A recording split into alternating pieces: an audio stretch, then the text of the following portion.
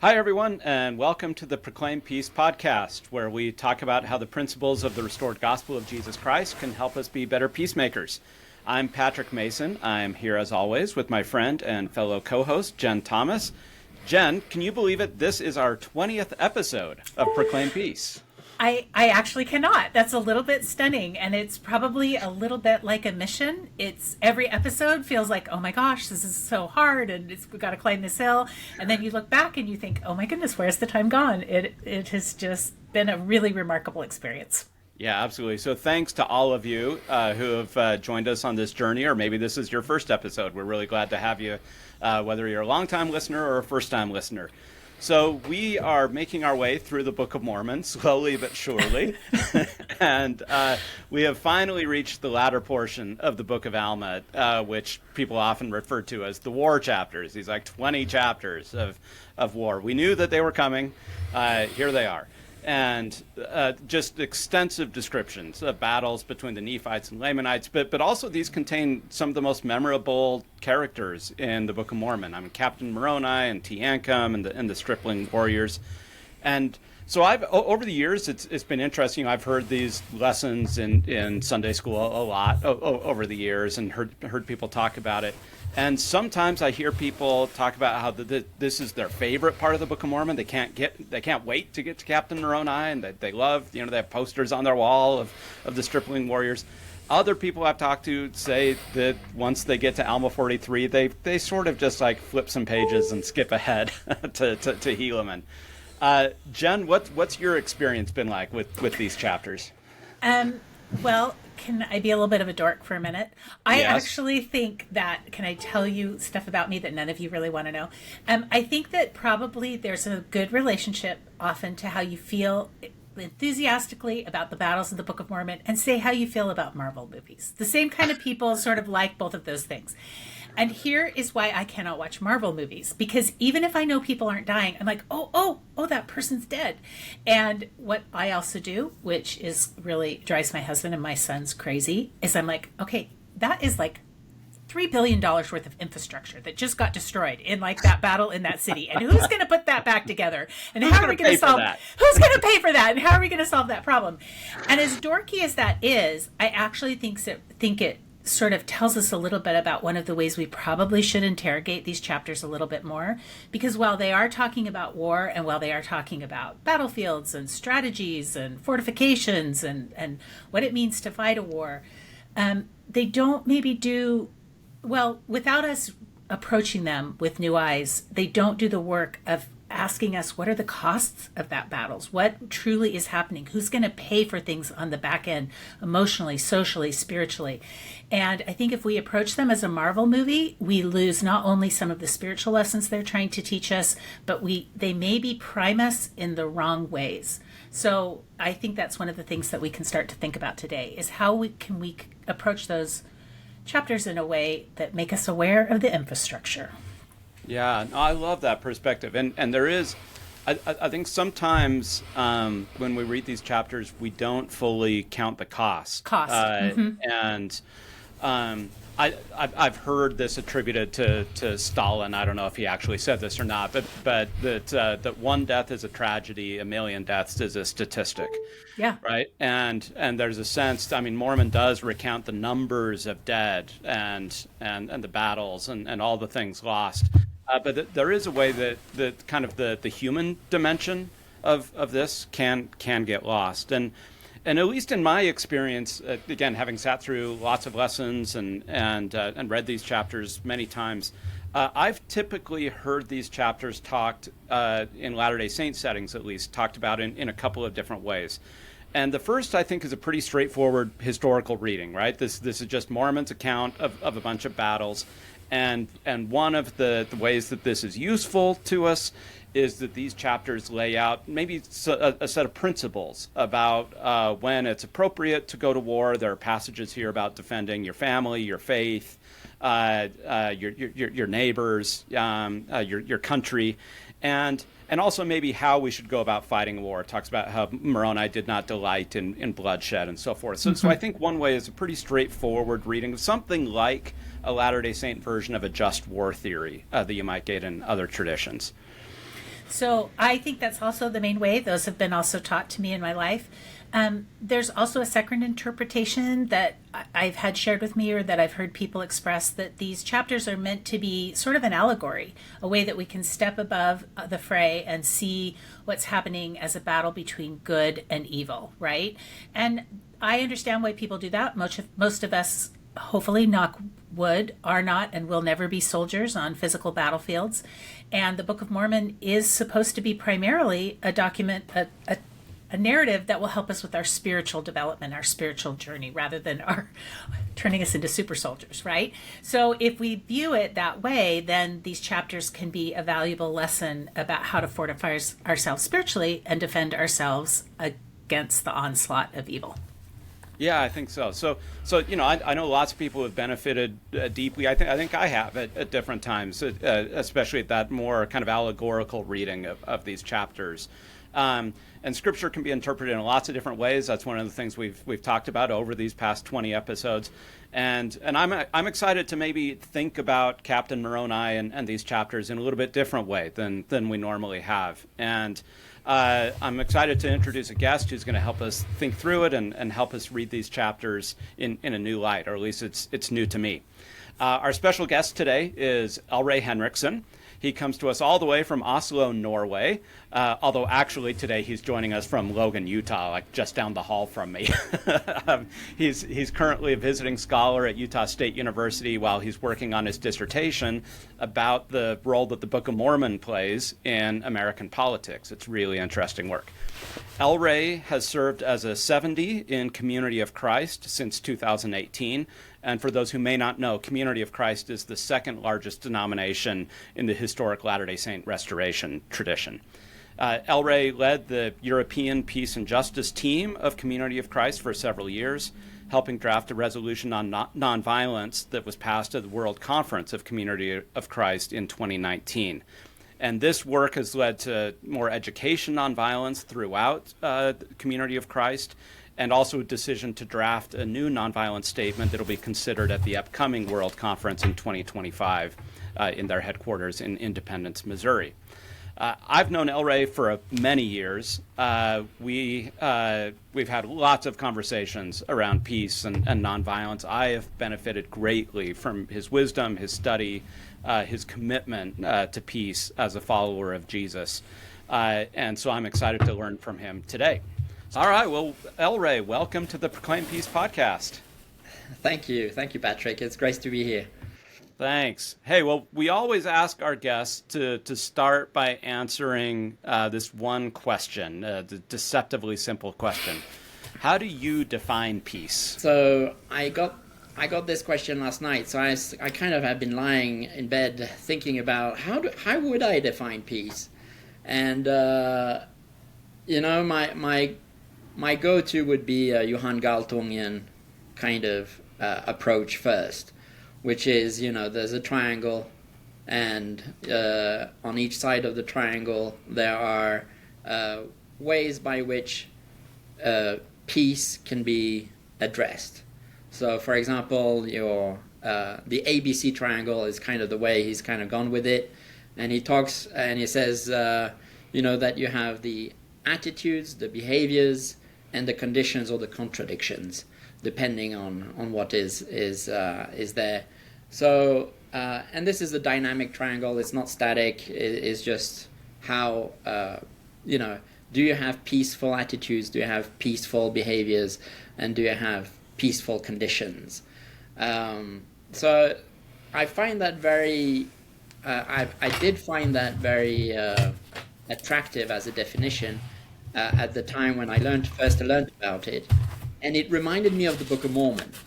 So I went to the Book of Mormon with that, and perhaps not with the place where you would think I would go, but at the end of King Benjamin's talk, King Benjamin actually warns us about how the many ways by which we may sin, and he says pretty much, if you do not watch your thoughts, your words, and your deeds, you may perish. And therefore, O man, remember and perish not. So for me, it's kind of like, our thoughts are pretty much perhaps the attitudes we have, and then our words are the conditions that we kind of establish for other people through our words, and then our behaviors is really the deeds that we do. And if we don't watch how we interact with each other on those three levels, peace might be difficult to attain. Right. Yeah, I love that. That's fantastic. So I would love to have our listeners be able to get to know you a little bit better. Can you tell us what led you to the work of peace and your interest in nonviolence? So it's kind of a long story because I'm already 47. So, but let's try to kind of go back a few years. I think that when I was a kid, I was reading in the Ensign that something along the lines, because I used to be Mormon, grew up LDS, and something along the line of, doing military service was a good thing, and it would be an honorable thing to do, and I think that kind of says more about the Ensign back in the days than now, but that kind of marked me as a young man, thinking about how we would react towards violence and service in the military. And in Norway, it's a draft. So, you really have to... at the time, I would have needed a very good reason for not participating in the military service, which I didn't feel my membership in the LDS Church provided me with, right? It was kind of, we grew up with Captain Moroni pictures and all that stuff. So what ended up being 1 year in the military service in Norway led to a second year where I became a sergeant at the recruit center. And one day I had a recruit who came up to me, and we started having one of those deep conversations where he was struggling as a Christian to find his place in the military, and I didn't see the problem. I was kind of, but I listened to him, and then he kind of turned it around on me, and he said, "But aren't you a Christian?" Because he knew that I was going to church, and I said, "Yes, I am." And then he said, "What on earth are you doing here?" And it took me a bit back because I was like, I hadn't really thought about it in those terms, that being a Christian was antithetical to possibly military service. So, that kind of took me back and took me aback. And then, so I really reflected upon that question for the time that followed, and I decided to go on an LDS mission. So I enrolled, what I call enrolled in God's army, at the time, and it was really a good experience to be on a mission. I just met my former favorite missionary companion, who flew up from Arizona to Logan, and we kind of went down memory lane together, and it was good stuff. I mean, working hard was good, but at the same time, it was also perhaps the most difficult year of my life. And then I had to, for different reasons, end my mission early. And went back home to Norway on the 29th of December 1999. I remember that very well. And it was the Y2K, and people were really worried about the end of the computer world, at least. And that night, I kind of said to myself, on the 31st of December 1999, I kind of said to myself, I really hope this new millennium is a millennium of peace. I really do. And from my LDS upbringing, I kind of thought that millenniums only happen if we contribute towards them. That we have to figure it out. We have to do it ourselves, hopefully with the help of God in some way, right? But that was kind of where I landed, and I committed myself to that thought that night. Let's make the next millennium a millennium of peace. And that's how it started. So, the rest of the story is pretty much how I kind of tried to live out that commitment. I'm not sure how good of a start we're off to with this millennium, but we still have 975 years to go, right? Right. Still time to pull it out. Exactly. So you talked about that you spent the past several years, most of your adult life in Community of Christ, and in that church, the belief in the Book of Mormon is not a test of faith in the same way that it is in the Church of Jesus Christ of Latter-day Saints. It's accepted as a book of Scripture, but not doesn't have quite the same prevalence and authority in the church. But you have retained, and I know this from lots of conversations with you, you've retained a really strong interest in the Book of Mormon. It's still meaningful to you in your spiritual life. So can you talk about that, especially in light of your this commitment to peace that you have? Well, I think that the Book of Mormon is, and this we've discussed before, Patrick, you and I mean, it's kind of, for me, it's an anti-war text. And this has come through my reading and my studies in peace studies, where I kind of ended up after my commitment, right? I mean, I ended up studying peace, and that's through that you and I met. It was the Mormon peace building work that you were thinking about, and my own discovery of how Mormonism could be a religion of peace. So my interest has remained because I tend to go towards the end of the book, not towards the beginning. And for me, it's how the book ends that reveals the true message or the true meaning of the book. So, although we're doing the Alma chapters, I think the Alma chapters are very much part of Mormon's, the abridger of the record, part of Mormon's kind of main narrative.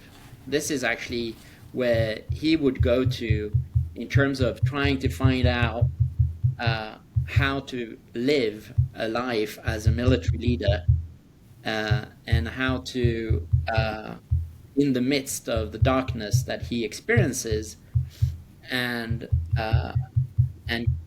tries to commit to the way Captain Moroni conducts himself in war. But as we see from Mormon's perspective, he kind of says that my people have become past principle and beyond feeling towards the end of the text, and he finds it very difficult then to kind of instill in them the right principles in the midst of the difficulties that they're going through. And Moroni, then the second Moroni, as in the one who at the end of the text says, I am left alone to write the sad tale of destruction of my people.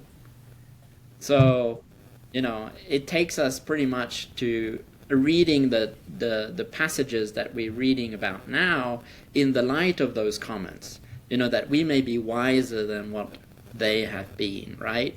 Especially Mormon and Moroni, who at the end of the text don't see any hope any further. And I think that's why I read it as an anti-war text in the light of the abridgers and the son of the abridgers kind of response to the harm that their people are causing on others, and the harm that they experience themselves. So I have a question for you specifically about, let's go to the first Moroni. So he is the man, Captain Moroni, that many people see as the great archetypal hero of the Book of Mormon, right? And I think people can read those chapters as a straightforward historical account that lends itself to talking about like whether it's a just war theory or an allegory between battle and good and evil. We've talked about that a little bit in our introduction. But we've invited you on today to help us consider maybe some alternative views of Captain Moroni and more peaceful ways that we might think about what he was trying to accomplish and do. And I'm just really interested if you have any thoughts about whether the ways we've traditionally read this text, and I mean, I think you've intimated a little bit that you feel this is an anti-war text, that some of the ways we tend to read this text can have inherent dangers for us to not maybe understand the message that the writers and abridgers were trying to actually tell us. Yeah, I mean, if you look at the Captain Moroni's story, just as literal and historical, I do find that there are some dangers with it, or at least perhaps a downside, let's put it that way, like you said, that militarism might enter into our culture. Mm-hmm. You know, yeah, especially if it's a kind of uncomplicated reading. Right? Yeah, right? just, this is the hero, and the heroes, lead us in time of war, right? Yeah, yeah, and when militarism creeps into culture, we don't critically think between the relationship between the citizen and the military necessarily. So it becomes an uncritical reading of it and an uncritical engagement with it.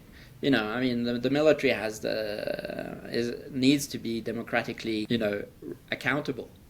And I think that is even in Captain Moroni's war, that would be a thing that they are accountable to some leaders, and that's probably also a traditional reading among Latter-day Saints. That there is that kind of account the accountability that is built in. But we've seen in many other countries where that hasn't been the case, and where military regimes actually are leading undemocratically their country.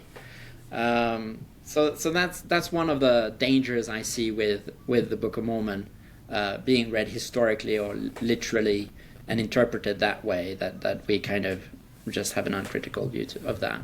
The second one, which is more interesting. To me, at least, is the spiritual approach, or the spiritualized approach, which is this is an account of the battle between good and evil and a continuation of the conflict in the war in heaven. My problem with that is that we then potentially see enemies everywhere. Mm-hmm. We're always the good guys. We're always the good guys. I try so hard not to be the good guy in the narrative, but my brain always wants me to be the good guy. Good gal. Yeah, the good gal. Yeah, and I think that kind of is the second challenge, right? If we spiritualize the message of the Book of Mormon, especially the war chapters, it might lead us down a road where, because we see enemies potentially everywhere, we also feel threatened, we have anxiety, we are afraid, and framing our lives around the idea that there is a conflict between good and evil, even if that's the case, might lead us down roads where we externalize the enemy rather than seeing it as an internal narrative. And perhaps that's where I'll be going a bit today, is kind of like, okay, who is your inner Captain Moroni, and what are the darker corners of your life? Well, and I don't want us to gloss over that. We don't need to spend too much time on it, but I just really want to put a pin in the fact that if we really do see ourselves engaged in this deep spiritual battle, then we see other people. It's very easy to see other people as our spiritual enemies. And then we've stopped seeing them as children of God or as of equal worth to us. And we're not in then in the position to minister to them or to be disciples or to share the gospel with them or do any of the things that we're called to do as disciples of Jesus Christ, because we've set up spiritual enmity between us and others. And so I really appreciate you pointing that out, because I think if we let ourselves slide down that direction, it becomes the obstacle to our most important work as disciples. Yeah, I mean, I think about, the Sermon on the Mount that Jesus teaches both in the New Testament and then again in Third Nephi, and this idea of loving our enemies. This in this sermon, Jesus is not unaware of evil in the world, right? But the orientation towards it is very different. To talk about loving your enemies, praying for those who persecute you, and so forth. And I really like President Kimball once wrote an article about this in 1976, where he talked about that the purpose of the gospel is not, and I'm paraphrasing him here, but it's not to defeat our enemies, but to love them so that they're no longer our enemies, right? To recognize the fundamental humanity in them. So again, I have found value in my life sometimes reading these chapters as a kind of spiritual allegory, right? And how do I defend myself? How do I how do I think about righteousness in certain ways? But I think that is a real danger for us to think about. If our entire worldview is a world at war, and inevitably I'm the good guy, and so where are the enemies out there? That can lead us down to some difficult paths, just in terms of our heart, the condition of our heart towards other people. So Elray, help us think about, okay, so what might another way to read these chapters and think about Moroni be? So I kind of need a hermeneutical key. I need to kind of go somewhere else to kind of find inspiration for what might be another reading, right? And for me, it's kind of going to the three temptations of Christ in Matthew 4 or Luke 4, but I prefer Matthew 4 because the sequencing seems to correspond a bit more with the text, as alluded to in the three defensive wars that Captain Moroni is fighting. There's the first Zoramite war, then the Amalekite war, and then the second Amalekite war, which is really the fight between Captain Moroni and Amoron. So here we have, if we look at the three temptations of Christ, we all know that what Jesus is actually dealing with is internal. Satan does appear, but Satan is just there to tempt. It's not, he's not having a physical battle with Satan. Satan's role is to tempt the Savior. What I like about that story is ultimately that Jesus seemed to have answers to the way he's being tempted. If it, just turns those stones into bread. I know you're hungry. Just do it. And then Jesus says, you can't live off of bread alone. You have to kind of live into every word that comes out of the mouth of God. So for me, that's kind of like how he deals with the first carnal temptation. And then there's a bit more difficult, perhaps, to a second temptation that seems to be a bit more difficult to kind of apply, but nevertheless, it's like he takes it up on the pinnacle of the temple, and in many different interpretations of that text, it is that if he throws himself off the temple and is caught up by the angels, the priestly class will recognize him as the Messiah. It's not written in those words, but that's the implication, right? Is that if there's a miracle, if there's a grand spectacle, pretty much in the circus, so we had the bread, now the circus, Jesus will be recognized for who he is. That's a good temptation, right? It's a real temptation for Jesus there. And then the third one, and then Jesus says, "Don't tempt your God." Don't go there. That's not. There's no point in doing that. And then the third one, which is really the third temptation, just worship me. And then all these things that you desire will be given unto you. Because he says, I have the power to give them to you, right? And that's where Jesus obviously gets fed up and says, that's the devilish temptation. I ain't interested. Leave me alone. Okay, so how does that all apply to Captain Moroni? So what if Captain Moroni is ultimately the resistor of temptations?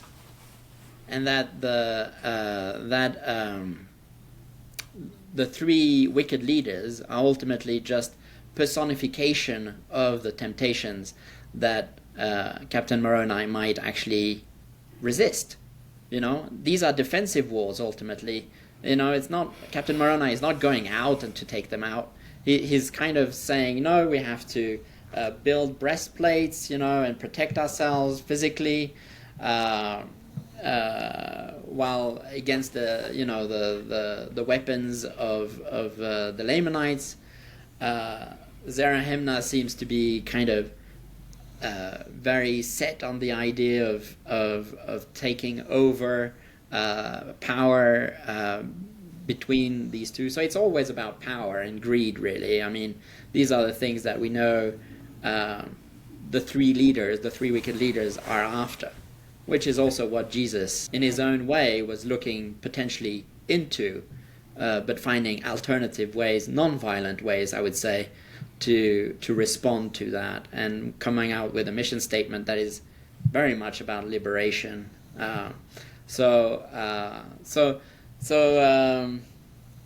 Amalekia, there's a fantastic story with Amalekia, which seems to be a more realistic kind of temptation than just jumping off the pinnacle. But Amalekia sends his guards up to Leontai, up on the mountain, and says, "Come down hither," and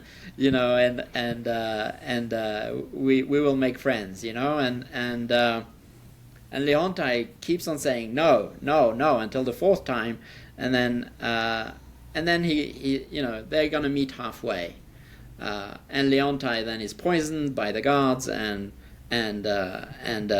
Amalekia, through deceit, right, and through spectacle, afterwards becomes the king of the Lamanites. So that's where the sensual temptation lies, And the reason I'm kind of using these words, carnal, sensual, and devilish, is because people will recognize that as the three ways by which our fallen human nature actually gets expressed. And that takes me to Alma 42:10, which is just before the war chapters, by the way.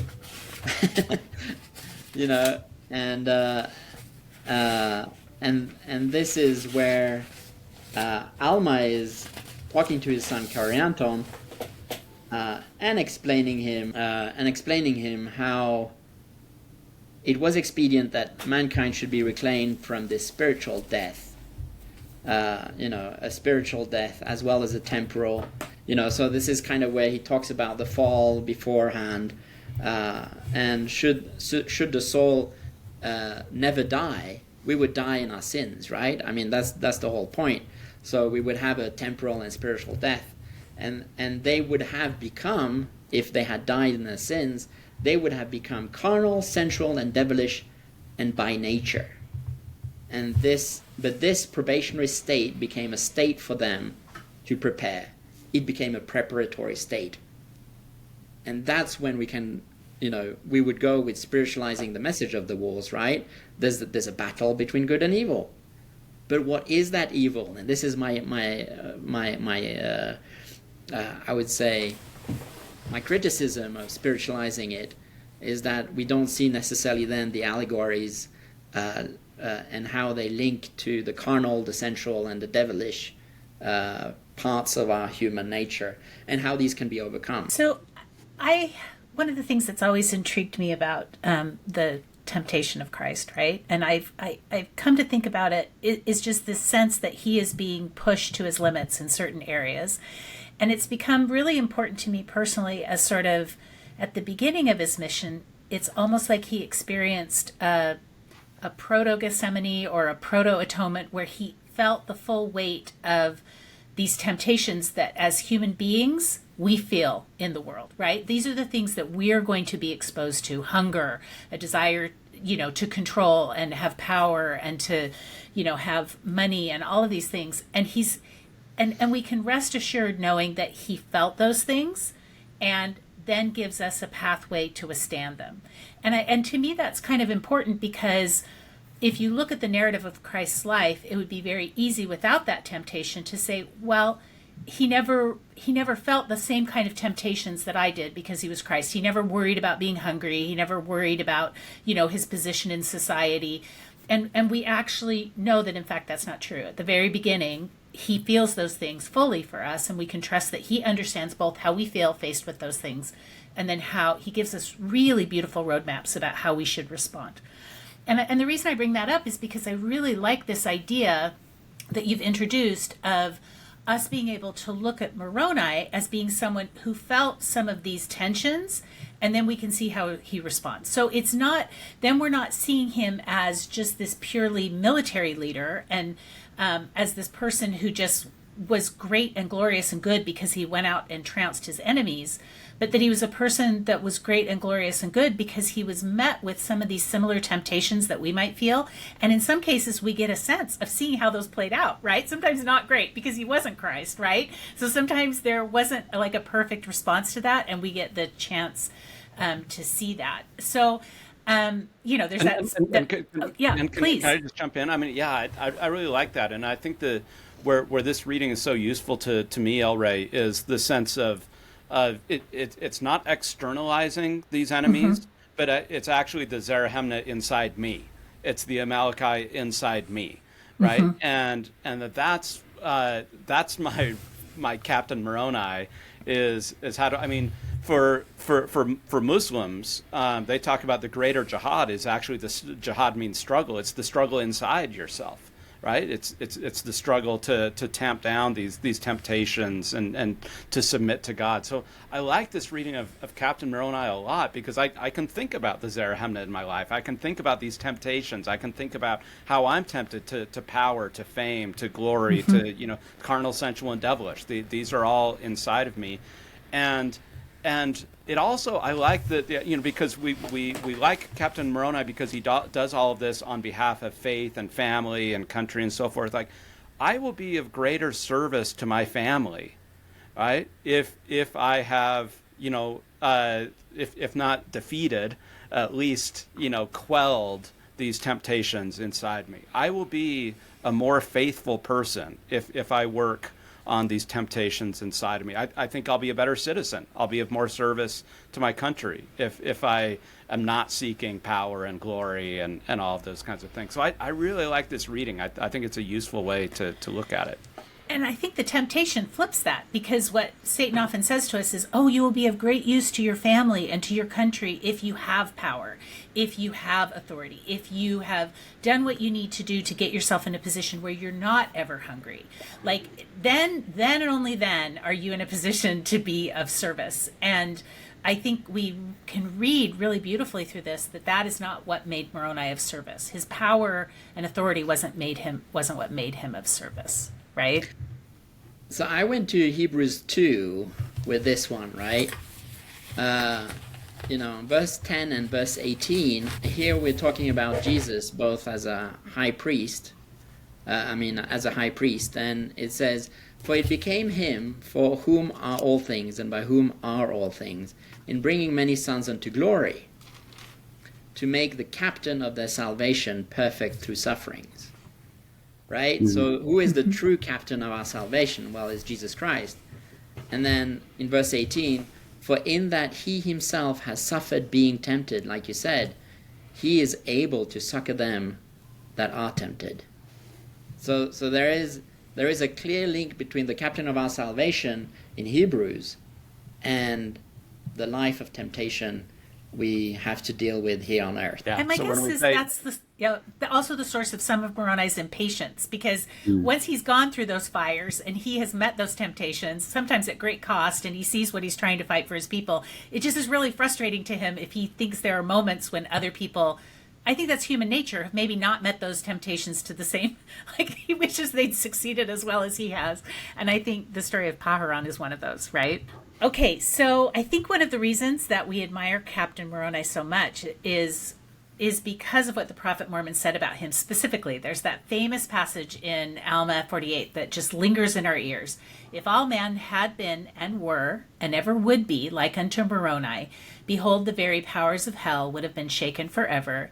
Yea, the devil would never have power over the hearts of the children of men. So when you read that, how can you not want to emulate Moroni? I know, and so, I mean, I struggled with Captain Moroni for a long time, right? I mean, he was the figure, I think, in the Book of Mormon that stood out negatively for me, right? Because he was the military leader that was being glorified, but then if you start reading it the way I've kind of applied my reading to it, through a New Testament lens and with Hebrews 2, you get a sense of, well, this is not the worst of guys, right? He's actually trying. He's trying, and you can see, like you said, the human nature of what he does. But where I get stuck on Alma 48 is not if we all men had been and were and ever would be like unto Moroni. I get stuck on the other part. The very powers of hell would have been shaken forever, and the devil would never have power of the hearts of the children of men. I think this is in both in the Bible and in the Book of Mormon, and I can't pinpoint exactly where, but that's a description of the millennium. That's a description of... Yeah, Nephi talks about it, Revelation talks about it, yeah. Right? Yeah. Where ultimately, if the devil has no more power over the hearts of men, or the hearts of the children of men, that we can have generations of people living in peace with each other. Generations. So I kind of take then now Moroni as the model of the potential millennium, or the best millennial there could be. The one that resists the temptations that Christ ultimately shows us how. The power and dominion that we all crave somehow, and that's not necessary. So it's not that he is to be gloried because he exercised power well, but because he knew when it was not appropriate to claim it, and he didn't let it warp him, right? And because he's a prototype of Christ, ultimately, we have to see Jesus in Captain Moroni, and like I said, he's the true captain of our salvation. Yeah, that's really to whom we should go in terms of trying to figure out what kind of people we want to be. Yeah, and I'm guessing if the Prophet Mormon were to show up on this podcast right now, and I'm guessing if he's coming next week. Maybe, yeah, who knows? We've reached out to his people. We're still waiting to hear back. But I'm guessing if we pushed him on that language, he would say, of course. I mean, really, it's about Jesus, right? He's the one who shakes the foundations of hell. He's the one that we want to be like, But I really like Moroni too, right? As I was abridging this record, I really liked this character. In fact, I named my son after him, or maybe that's one thing. So, but one of the stories about Moroni that I've always struggled with a little bit is, or maybe more than that, is his relationship with Pahoran, with the chief judge, right? So he's worried that Pahoran is kind of sleeping at the wheel while the kingmen take over the government. There's this internal the divide within the Nephite society while Moroni and the others are out, fighting the Lamanites.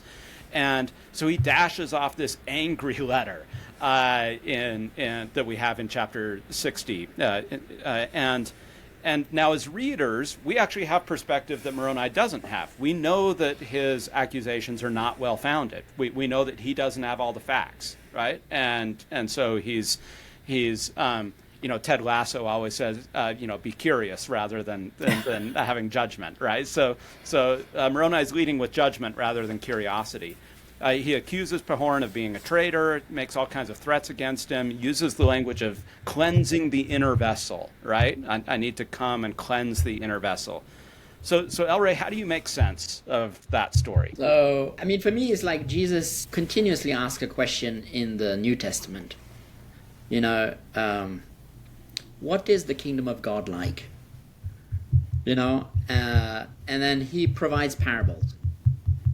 And one of the parables that seems for me be parallel to this Chief Judge Pahoran and Moroni interaction is actually the loving father and the prodigal son. Pahoran is ultimately our inner chief judge that gets disconnected from the Moroni who's caught in battle with the evil spirits. The inner demons that we all struggle with, right? And he has them from all sides and all places, and is really getting worried. And that's when our relationship ultimately to God, who is our chief judge, our inner chief judge, it gets cut. And we start blaming God, and we're saying, God, where are you? Why aren't you helping me out here? And why have you abandoned me? But in reality, Pahoran is the response that we would hear from God, right? Which is, I'm coming running towards you. I'm doing my best here. Doesn't hold it against him. I don't hold it against you. This is entirely fine. I love you. And signing off. So for me, it's kind of like, if we can go there, with this story, then we realize that our inner vessel is always somewhat ready to respond, and then the outer vessel is dealt with, So it's kind of like, do we recognize the grace that God actually has given us? And in this story, for me, that is the grace that Pahoran shows to Moroni. So I always imagine him in my head writing the letter he really wanted to write to Moroni, crumpling it up, melting those plates, whatever they were trying, and then waking up the next morning and like, okay, here's the letter I'm going to send. Right? I have a big file of deleted first draft of emails, right? and I think it's okay if I guess one of the things that's beautiful about his response is, my guess is it probably was considered, right? And I think as peacemakers, that's really important to us. He slept on that one. Yeah. He slept on that one, right? And I was like, all right, Yeah. I'm going to put myself in Moroni's shoes, and I'm going to write a different letter than the one I wrote when that got read to me aloud. But imagine if we let our inner judge sleep on that one before we kind of start sending ourselves emails or letters, angry letters and emails, and going to like, ourselves. You could have done better. You stupid person. All these things that we kind of tend to say to ourselves. And allow the chief judge of us just be graceful. Slow it down. Yeah. Slow it down, yeah. I love that. So, Elray, I just want to tell you that I have, and I've shared this with Patrick before, that I have always connected, when I've been reading in Mosiah, to the works of Paul. I found really deep connections there that have been very meaningful to me, but it has never occurred to me at any point to take these war chapters and, try to find teachings and readings in the New Testament about them. And I just feel like you have brought so many amazing insights today that I otherwise would not have found, and I'm really deeply grateful for that. Yeah, I love it because I'm often frustrated when I read these chapters. I'm like, where's Jesus for 20 chapters, right? Little references here and there, but I feel like it kind of drops out. So this really helps me, Elray. Thank you in terms of like connecting it back to the captain of my soul. So thank you.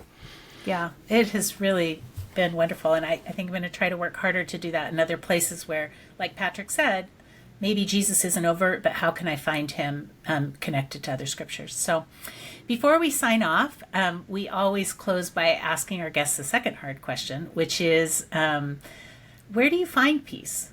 what do you do in your life? What are patterns or processes or places that help you get to a point of peace? So I've been really blessed in Community of Christ with a spiritual director, that I kind of connect with once a month, and we kind of review the month, and we kind of look at how am I tending the holy within. And I think that this kind of way of engaging also with Scripture gives me peace. It's kind of there are insights to Scripture that can transform and cleanse the inner vessel in that sense, right? So I try to do that, centering, finding the quiet center within, it's either through meditation or mindfulness, especially, but prayer that is informed by Scripture, but also informed by this inner pursuit of what that means to have peace within. And then to let that kind of also transpire in my relationships with people, because I don't think that inner peace is sufficient. It has to kind of participate in the transformation of the world, contribute to some level of improved relationship, or what we would refer to as just and healthy relationships between myself, between me and God, between me and others, and between me and creation, not the least. So I love that so much. I love the way that you've defined your pursuit of peace as really proactive and engaged, that it's not something that you're going to a place to sort of try to receive passively, but you're building it through intentional spiritual practice and then in actions that result from that. So thank you. Thank you for speaking with us today. It's been delightful to have you. Yeah, thanks so much, Elray. Thanks, everybody, for watching today. We just want to remind you, as always, to subscribe to the podcast, to rate and review us. We love hearing feedback from people, so please leave feedback. You can email us at podcast@mweg.org. And we also want to invite you to think about ways that you can make peace in your life this week. Thanks again for watching, and we'll see you next time.